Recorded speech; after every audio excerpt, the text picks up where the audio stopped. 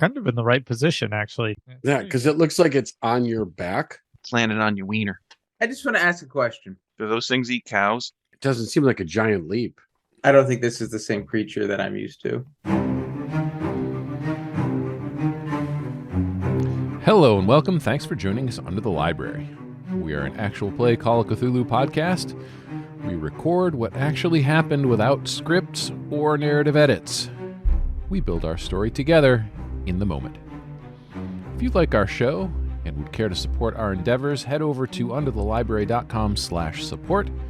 Or if you would like to wear your support, check out underthelibrary.com/store and pick up some great merch. My name's Arthur. I'm playing Buddy. And for hopefully the last time for a while, we are again missing Emily.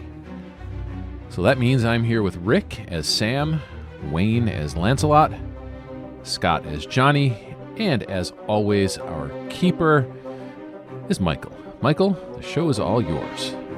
Thanks, Art. Under the Library is a horror tabletop role-playing game set in the Call of Cthulhu universe with horror and other unsettling imagery.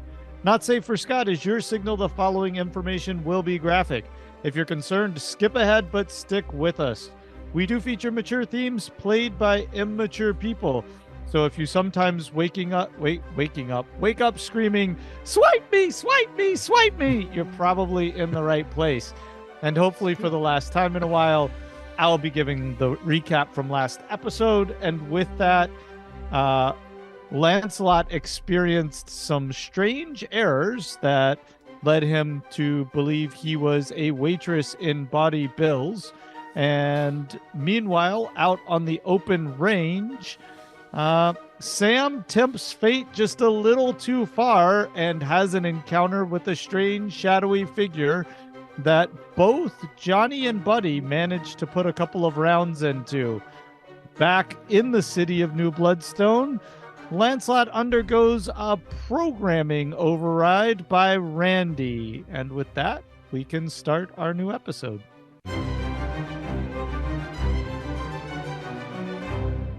Emily's much better at those recaps. Yes. No, you're doing just fine, Michael. You're doing just that fine. was pretty good. I actually really like that one. Yeah. Out of all of them, that's been amazing. Maybe we just don't, Really? Wow. Really? You really just love to shoot into the sky at Cannot things, don't wait you? to see her kick you in the nuts. It's not a Sam thing, it's a Rick thing. Gonna kick And you. now when Wow. Emily listens to this episode, she's going to be like, come on, this is it. Last episode for Sam. Here he goes. Yep. Last episode for Rick. if you don't give the listeners something to root for, then you're not doing it right. Or against. What? Yeah. You mean you like your death? Yeah, that's what I'm saying. Okay. She's rooting for my death, right? Excellent. All right. All right. That's one way to play it. Lancelot, you're rebooting in front of the gardens, Mm-hmm. and you're coming to, and Randy's standing there. And How you feeling, Lancelot? Oh, Randy, I feel quite refreshed. What a wonderful evening. I don't think I've done enough. Let me see. No, I haven't done enough work on the pond. What am I doing here talking to you? I need to get going. I have 1, 2, 3. I have 73 tasks I need to get done. And Lancelot, make a POW roll right now. 1, 2, 3, 73. A 9. Nice. All right. And Randy looks at you and he says, "Are you right as rain, Lancelot?" And Lancelot, you know that this is supposed to initiate Mm-hmm. a check. And so you can give him whatever feedback you want. And Randy, I'm as right as rain whenever I'm in my garden. I feel as healthy, and he thumps his chest, and vigorous as ever. Oh, I could go for a long drink of cool water in one of the pears, and I'll set to work. Randy, do you want to come to the garden? I could show you the pond where it's going in. Would you like to come to the garden? Do you want me to, Lancelot? Because otherwise I feel like you're pretty good, but if you want me to go see your pond, I'll come see your pond. Lancelot will use, if he has to, will use his charm, which is incredible. He says, "Well, Randy, you haven't been to the garden in such a long time, and the pond, wow, it's completely outlined and dug. I just need to fill it with a little bit more water and get some more rocks around the edge, and I do believe you could use a pair after some of that whiskey." Oh, how did I know you had whiskey? Oh, that's interesting. Did you have whiskey? And he doesn't catch you say that. He's too busy looking behind him, and he's tipping his hat, and he misses you saying that altogether. What's that, Lancelot? Well, I said I believe you could use a refreshing walk through the gardens. Why don't we go over to the pond? That sounds like a good idea. I'll walk that way with you. Very well. So they enter the gardens through the gates. It's always latched, towards the evening. There's no more guests entering, and he said, "We always latch it for safety, Randy. We wouldn't want anyone to have an accident here. It's such a wonderful place. The guests shouldn't be in after dark. There's many things to fall into, and such as the rocks and the weed pile over there that I'm." All right, Lancelot. Do you want to latch up the gate? We'll latch up the gate. And so they go in, and he latches up the gate behind him, and walks with them down towards the pond, and shows him the trees. And let me reach up and offer you up one of these wonderful juicy pears. And he grabs one. He says, "Remember, twisting it gently is what you do. You don't want to damage the fruit. You shouldn't damage anything in a garden. It's not a place for such things." And he hands Randy the pear. And he says, "It would be my pleasure to offer you this pear. Why don't you try it?" Thank you, Lancelot. And he rubs it, and he looks at it, and he says, "Pretty full belly tonight, just finished up dinner. I'm going to save this one for a little bit later, if that's okay with you, Lancelot." Certainly. I'm sure you're quite satiated from your earlier evening, I'm sure. Wherever you were, correct? Let's go to the pond. I'd like to show you something there. Okay. And so they walk together to the pond, and he gestures, and Lancelot points out the pond. He says, "Oh, it's quite big. It's over 30 feet wide, and it's going to be about 50 feet long. And the depth I haven't quite worked out yet, but I should be able to get the water grass in and the lilies. And why don't you just look down here? If you look closely, Randy, why don't you bend over a little bit? Look at those right there." And he points to frog eggs that are being laid in the gelatinous little eggs that are form. And he says, "Randy, please get a closer look at those. They're the nature that's in here." And Randy kind of rolls his eyes, and it's been a long, long day, and he just, "Sure, Lancelot."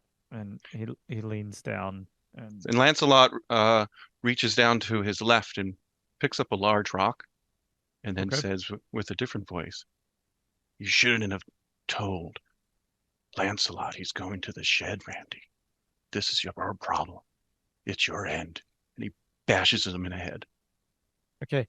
And Randy, when Lancelot's voice changes, instead of jumping back, turns, and he's trying to say the word eloquent, but he starts to get it out, and the rock connects with the side of his head. And he's knocked out cold on the ground. He's bleeding, and we'll cut to the desert. Oh, to somebody else who's coincidentally I was just about to say ground bleeding. All right. Well, Buddy's gonna run over to Sam and check him out. Okay. And in the lamplight, Sam has blood all over him. There's like these blood droplets that were on his face and on the front of him. And as you're getting down with the light, you see there's blood on your hands as well. Yeah. Sprinklings, like little smears everywhere. And then there's a huge gash up Sam's back. A nasty slice that's looks like a really like Like basically, if you had taken an X-Acto, oh, this is probably not safe for Scott. Sorry, Scott. If you had taken an X-Acto and just run it from right above the hip bone straight up through the shoulder blade, but not with a lot of pressure, just enough to kind of slice it so the flesh is parted really nicely. Okay. So then we're not far from the camp, right? No, y'all We just sort of took at off. Yeah, so on Okay. your horses going And fast really quick, like how that. far is it back to town? It's a ways. You've got to go back through the rocks. You're probably, I mean, not a terrible ways on horseback. Probably 3-4 miles. Yeah, so it's still a little while. It's hour It's and a little half, while, right? but I'm gonna say, buddy, I think we got to get him back to that doctor like right away. He's freaking rough. I don't see the thing. I got the light and I'm sort of scanning with the gun and I'm like, you and I both hit that thing. I think it's not coming back anytime soon if it's got a couple of big bullets in it. I think we got to put Sam's ass on a horse and get him back to town so we can get him to the doctor as soon as possible. I just want to cover this up so that because that's a super long cut. It's like his entire back has like a giant gash in it. I just want to put some. I just want to put some gauze on it so that we can get him back and it doesn't do any more damage. So I'm just gonna jump on my horse quick, book back up to camp, grab some first aid supplies, come back to Sam, just sort of clean him up. Can we Tape some do that gauze for on a there. second when you get over sure. to JD? Yep, sure. What you need? Hey, can I get some first aid supplies? We just got attacked by the Beast of Bloodstone. My friend's got a huge gash in his back. The Beast of Bloodstone? Yeah, didn't you hear the gunshots? Yeah. Yeah, that was the goat. The goat that you heard. The Beast of Bloodstone took the goat and then sprayed all the blood all on us.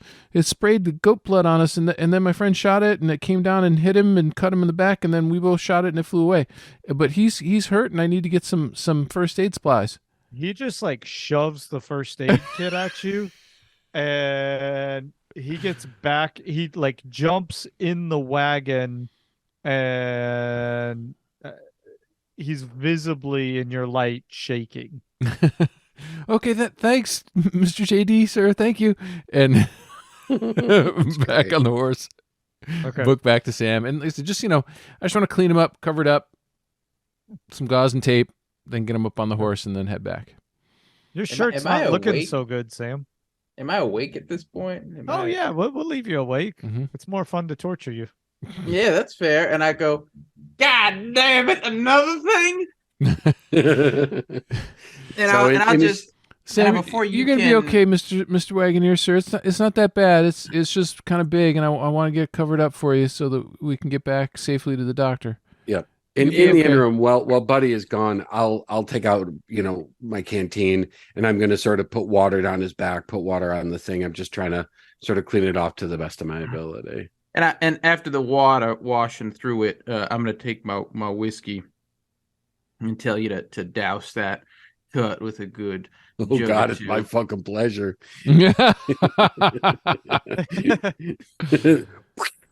I'm pouring it all over you. Oh yeah, it burns real good, Sam. Yeah, it does. Yeah, it does. But Sam's got his belt in his mouth and he's biting down hard on that leather.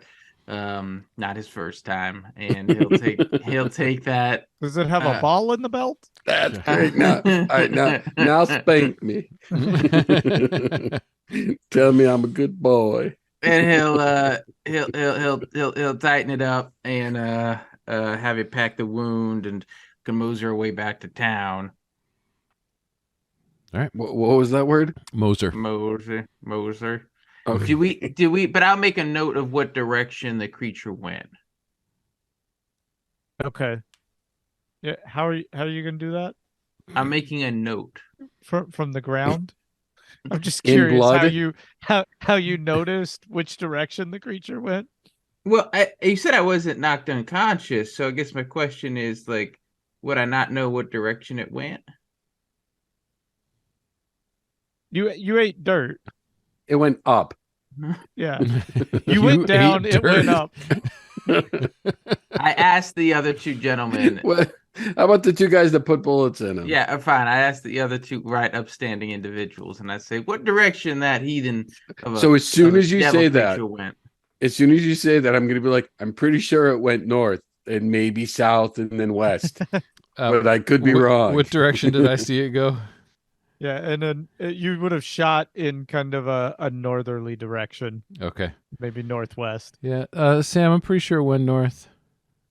And is there anything that I know that's on the map that's in that direction, or is that where the vultures were? I'm just trying to put some stuff together here.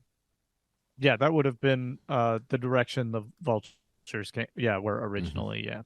Oh, I see. All right. Well, fair point. And the second question. So on our way back, do we see a rock and a lantern and rope? You do. You see a lantern and a severed rope and a rock. And I'll take a look at the rope. How's the cut? It's pretty clean. Like it was done with an incredibly sharp blade. And from my recollection and my experiences of what I go through when I leave a cow out, would that seem different to me in terms of like? Yeah, you don't even have to roll on that. It would seem Right. This does not seem of the same nature based on the carcasses that I've found and things like that. Yeah. So I'm just like this. They're dealing with some other sort of a devil creature up here, something of maybe a man's malevolent making, and we can make our way back to camp. okay. And I suppose as we enter town, is what was the Yaker is there, Jaker? right? Jaker. Is there. Yeah. And as Jaker passing Jaker made some comments about us running into the Beast of Bloodstone and would be lucky to make it out of there alive or something like that, right? Yeah. And I would turn to Jaker and I would go, that Beast of Bloodstone ain't nothing. Just takes not even a pound of flesh. You snuck up on me there. Yeah. I was snoozing a We're little. gonna have to keep the horses. We had an injury out there, so we got to take the horses into town. We'll bring them back a little bit later. Everybody all right? Yeah, the Beast of Bloodstone got him. No, Beast of Bloodstone. I flash my back. Y'all are, oh, that's nasty. I thought you said you could ride a horse. Yeah, No, this ain't for no horse. That was the Beast of Bloodstone that did that. Okay, have a good night. And then we'll cut back over to Lancelot. Just an just an There's not a period of wonderment and abandon that this mortal soul seemed to have survived running with the Beast of Bloodstone. In his mind, and what y'all like left, he would have said is, if you actually ran into the beast, none of y'all be here. No, fine, all right. He thinks you fell off a horse. I don't even get the cool points. This is fine. You fell off a horse in his book. Fine. Go do your Lancelot.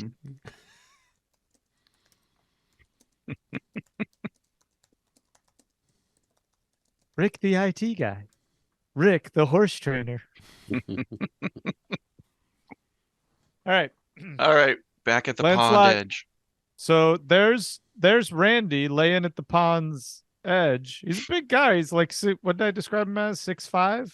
Oh, he's a big guy. Yeah. And Lancelot, using this other voice and wanting Randy to be coherent, he grabs Randy by the shoulders, pulls him into the water of the pond, which is about, at this point, about 3 feet deep because it's still being built but filled. Pulls him in, flips him over so he has him towards his face, and is standing with the legs on each side of him. And of course, at this point, he's still dressed as Llewellyn. Or did he change? Yeah. No. Yeah, he's still dressed as Llewellyn. So he's dressed as Llewellyn, straddling Randy, holding him by his shoulders, and leaning down and using this different voice, and slaps him on the side of the face and says, "Oh, baby boy, you need to wake up. I have to talk to you, baby boy," and smacks him a couple more times. Oh, ah, Lancelot, what's going on, Lancelot? You are making a mistake. You're not talking to Lancelot. I'm Shane. You know who I am. Shane, You're- you need to eloquently reset right now. What do you And need make to it. say? You could say your word, eloquent. I could say it too. It's not going to work.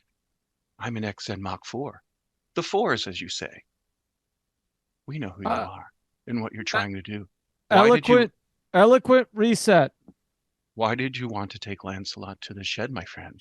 And he Shit. smacks him in the face. Baby boy, I think you're going to go to sleep for a while. And he pushes his head under the water and holds it down there. And his arms are flailing and his legs are kicking, but he's like he's grabbing at Lancelot's arms, dressed as Llewellyn, and Bubbles come up, And, and and then Lancelot Bubbles pulls him back out of the water for a second. Lance, eloquent reset. and he smacks him a couple of times. Baby boy, Oh, Randy, your pass card, where is it? and as you smacked him a little bit, a tooth went flying because like Lancelot's little smack, like just knocked. And he says, Randy, this is your last chance. Where's your pass card? Hey, You don't carry it on you. I know you keep what it. you're talking about, Lancelot. And he pushes him back under the water. Ugh. And he starts doing pulls him back up. And he says, Randy, your pass card, it's kept at Bonnie Bill's. Where is it? This is your last chance. God damn it, Lancelot. Eloquent reset. No eloquent reset. Pass card, pushes him under the water. Okay. And this time he just holds him under the water.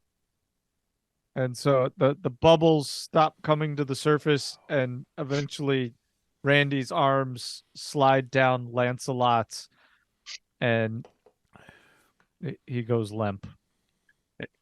And at that point, Lancelot stands up, grinds his hands together for a second, and seems to look around and goes, oh, I seem to be at the pond. I seem to have some work to do.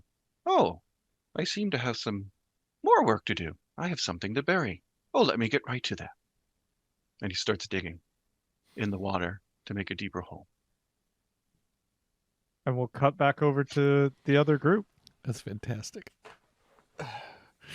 All right. Well, we're getting Sam to the doctor.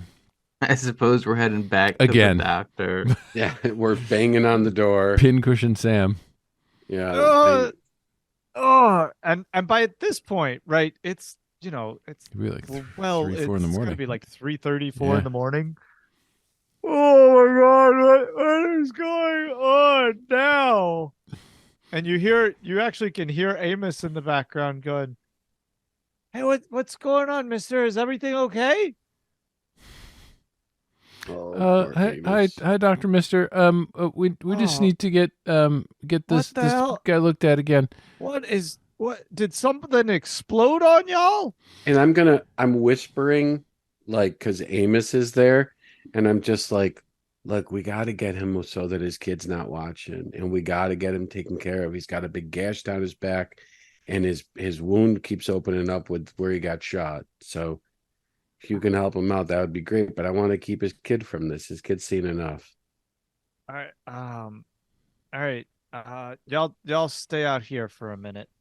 And he goes over and he says, I'm sorry, little man. I got a new patient, but I don't want you to see because I don't want to scare you. You just go right on back to sleep, okay? It's nothing for you to worry about. And he pulls the curtain to, and he comes back and he motions for y'all to come in. Okay. Cool. Obviously. Yeah, so walk Sam over. Mm-hmm. And I'm sort of shushing Sam to the, like, I'm just like, Learn my lesson. I'm not saying a word. I'm just...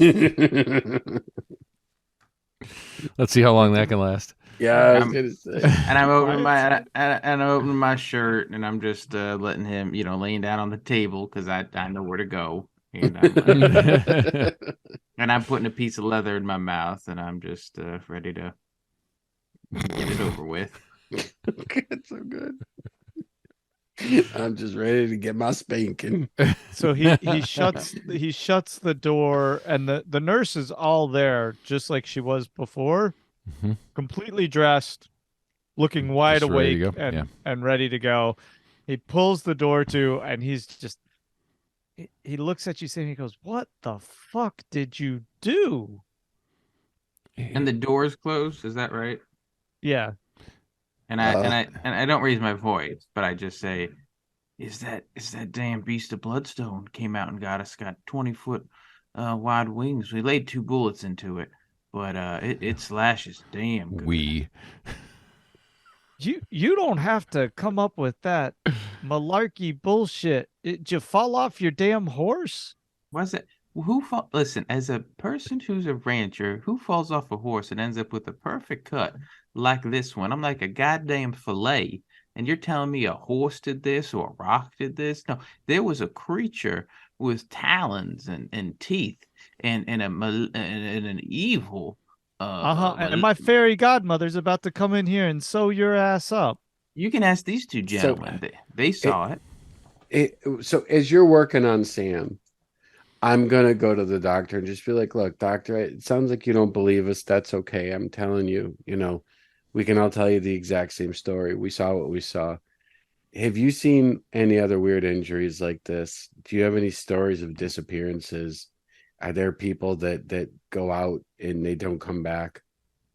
Because what we saw tonight is it's we're lucky we survived. Buddy, you're in a Oh no, he's What- Buddy. I'm Buddy. I'm No. Johnny. It's okay. People confuse us all the time. I meant Buddy as a fella, but okay. He goes,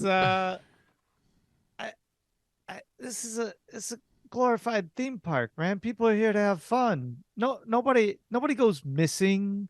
Nobody gets hurt here. Where do you think all this blood came from? That's what I'm trying to find out. Y'all tell It me certainly where all this wasn't blood certainly wasn't from somebody falling off a horse. It was from a creature out of the sky. Hey, look, you guys keep talking here. I'm gonna go get cleaned up and get Sam a new shirt. I'll be back in a few minutes. Buddy's gonna run in. Yeah, and I'll ask you if you can grab me a new shirt too. Yeah, sure. There you go.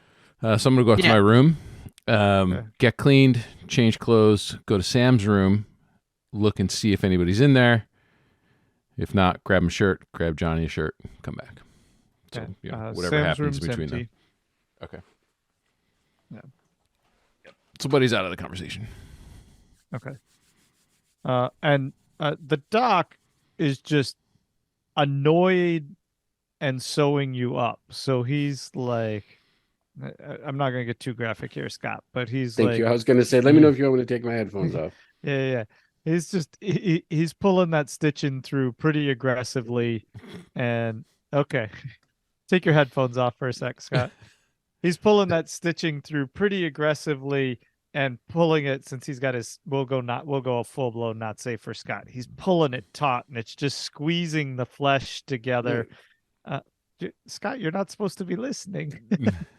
It's squeezing the flesh together into that puffy little ribbon all the way up your back, and it's gonna take a while too, because I don't know, the gash is a couple of feet long. That was I gross. saw the look on Art's face. I'm like, oh, I'm so glad I took my headphones off. There was one word he used as a descriptor that was. Oh, and look at poor Ricky's face. He doesn't look happy. Oh, I'm sorry. It's fine. It's yet another scar on this besoiled body. You do your business, and so I presume after we're done, we're pretty tuckered. You taking yeah. your pills?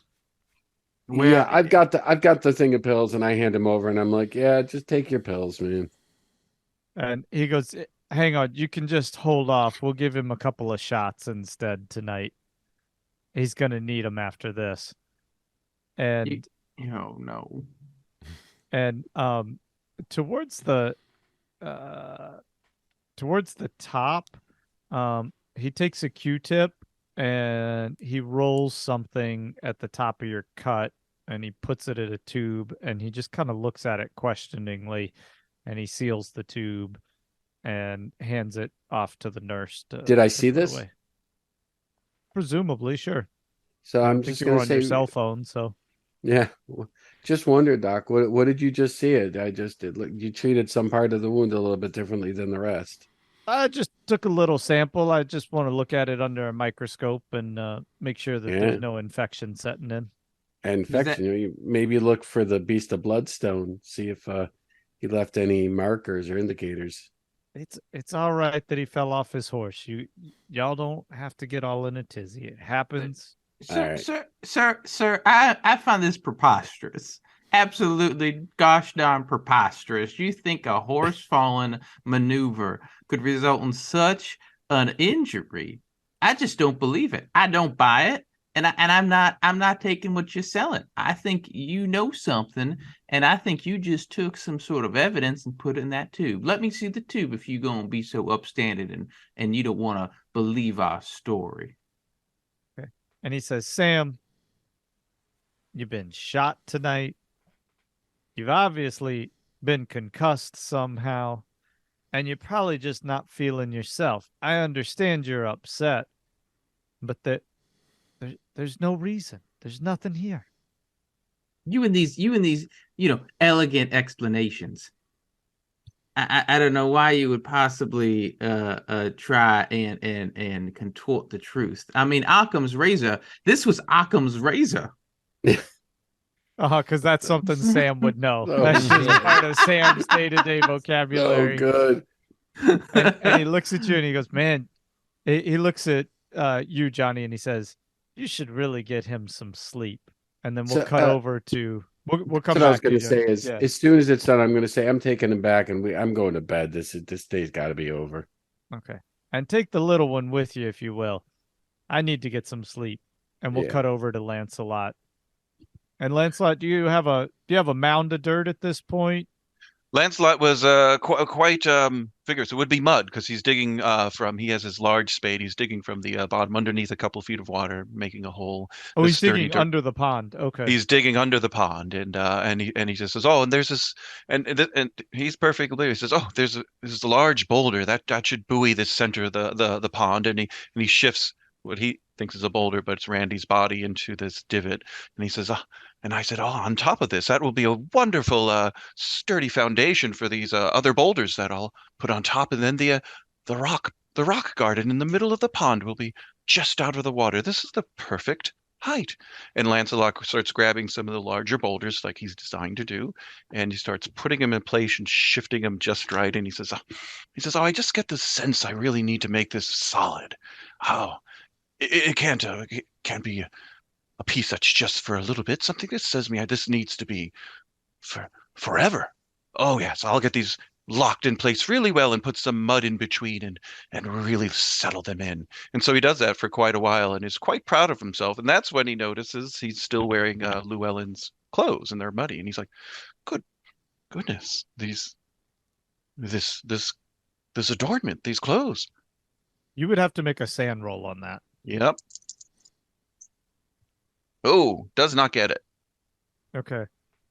And so this would Mhm. let's see. Yeah, take off 2 points as it just doesn't compute. Yep. So at that, Lancelot will be pawing at the clothes a little bit. Doesn't do anything wrong, Says, "This is making no sense," and starts rubbing his hands together and says to himself in Lancelot's voice, I need to find something. I need to change. Yes, back to my room." And so he goes back to his room, which is over by the sculpture, little art gallery above it, and up the stairs. And he says, "These clothes, I believe they're Mr. Llewellyn's. They're from her garb. I should return them."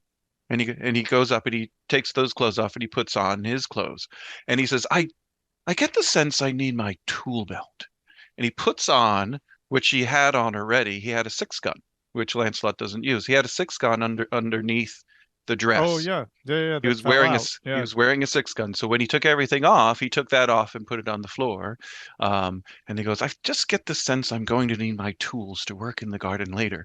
And absent mind doesn't even think and just puts back on the six shooter, thinking it's a tool. To him, it's a tool belt. He doesn't. Okay. And he says, it always feels good wearing a tool belt. It just feels correct. It feels powerful. And at that, he walks back down his stairs and walks down the street like Lancelot, but a little more purpose to his step. His heels are clicking on the wood on the little front of the stores as he stomps down towards Body Bills, which he doesn't like to go to, but he says, "Oh, off to Body Bills. I need to return these clothes." And he has the clothes in front of him and he's holding them perfectly horizontal with both of his hands raised up. They're folded. They're dirty, but they're folded. Right. And I he was says, about to say they're yeah. soiled, but And he says, okay. "I'll get these back, and they'll be taken and washed." Because there's the servants who do that and help out, or the workers. Actually, I don't even know how Body Bills works. Who does that work? And he says, then in his own voice, back to himself, "You know who does that work. We do all that work." And he Right. keeps walking.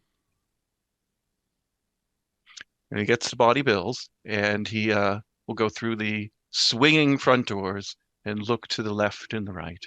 And And this time, nobody gives him a second glance. he has the clothes, and he looks around, and he sees one of the girls that works there. Um, whoever it might be. Jean Hey, Marie. Lancelot. He says, "Oh, Jean Marie." He says, "Oh, could you do me a favor, my dear? And it's so good to see you. I haven't seen you in a while since you've come to visit the gardens on occasion. These are Llewellyn's clothes. Could you bring them up and put them in the pile for to be cleaned?" Well, we're awfully busy, Lancelot. If you don't mind just running them up and just tuck them away. Nobody's gonna bother with them right now. "Absolutely. I wouldn't want to be a nuisance. I'm sorry. I'm sorry, Jean Marie." And he bows a little bit and he's very apologetic. And he makes his way up the stairs to Llewellyn's room and opens the door. And he seems to just go, "This is curious. I haven't been in this room, but I know that's the pile for where the clothes are serviced, the ones that need to go out. Oh, that's fascinating. Hmm. I'll just set them over here." And he looks around the room and he goes, "This room, it looks quite comfortable. I could almost take a nap here. Hmm. But I think I want to go downstairs I think I need a drink. A drink. Huh. Yes, to the bar for a drink." And we'll cut away from those neatly folded but soiled clothes on top of the other clothes that are to be cleaned. And Lancelot standing in his gardening gear with a revolver belt on outside the hotel room, saying to himself, "A drink." And then we'll cut back to anybody want to finish this episode up? Well, while Sam's getting sewn up and Buddy goes upstairs to get changed, once he's changed, he goes to Sam's room. Okay. And he's going to have a peek around Sam's room and see if he can find anything unusual in there. Sort of wondering about the guns that. Make a spot hidden. Yep.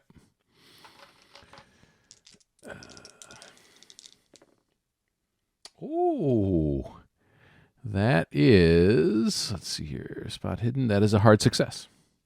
Sam, you got to give up some goods to Buddy. No cat o' nine tails either. He's going to cut it. Boy, I gotta think about this one. So what would he have brought?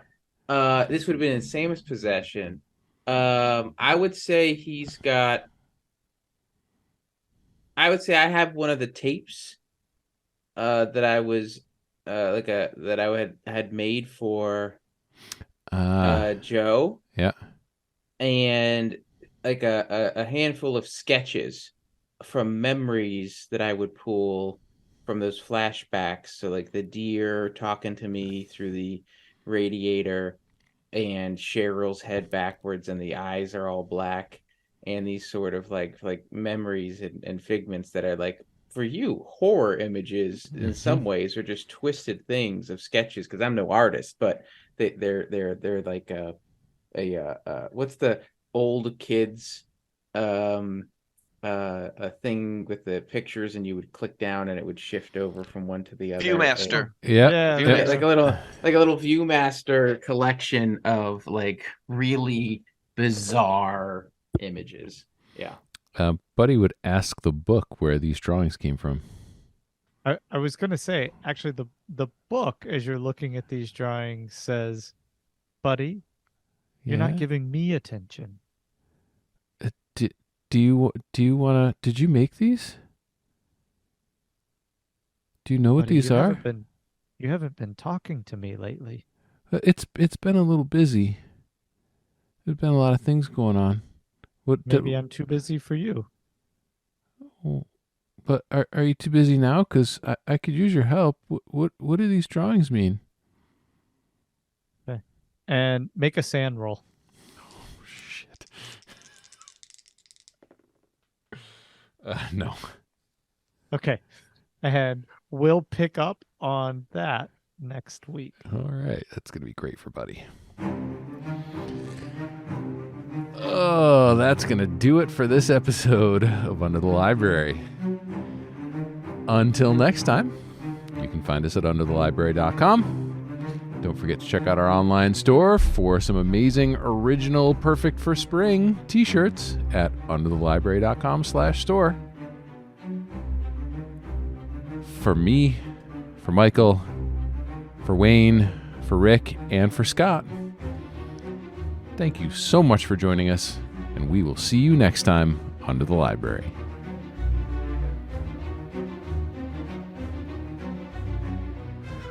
That happened because of your descriptions, Wayne. They put me over the top. The guest shouldn't be in after dark. There's many things to fall into. And I'm just letting him, laying down on the table because I know where to go. Sam's got his belt in his mouth and he's biting down hard on that leather. Not his first time. Learn my lesson. I'm not saying a word. I'm just ready to get you do your business. I feel as healthy and vigorous as ever. Oh, I could go for long, and I'll set to work. No, fine. All right.